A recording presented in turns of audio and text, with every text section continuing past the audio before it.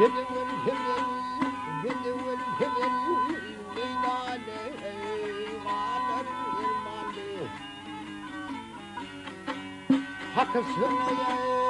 at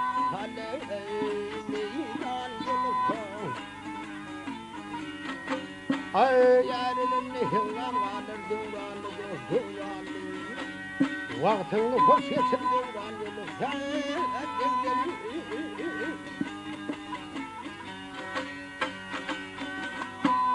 yeter işin ah doğum seninle doğdum işlere akşam şey vah yenildiğine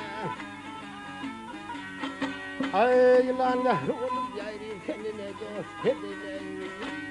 yiğit karnın hatır yaman yolu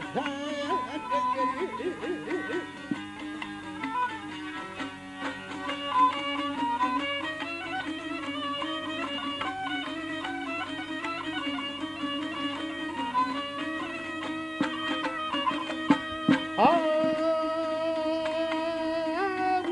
var bitirmez bir merdin iyisin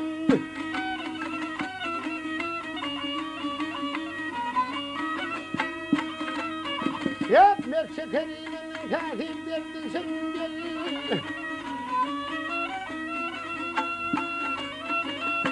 Yap görününü bitiren iyisin namardın cennit kaçar Müslümanlar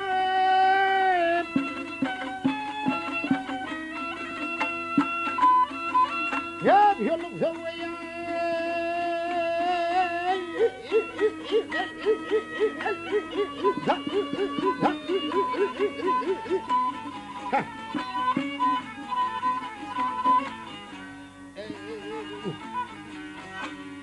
Maltım oldu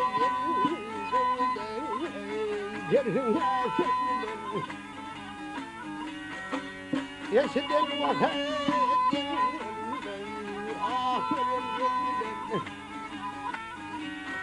Ay bir çıkar mihvanı bulur yüzüne dost yüzüne Namardı mihvan yolu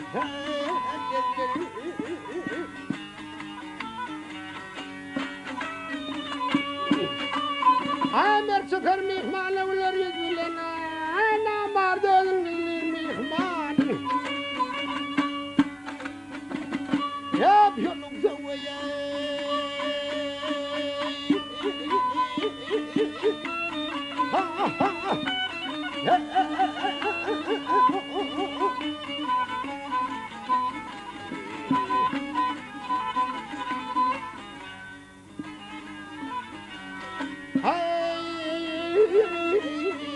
Kabir hatır yaman yolu kova yolu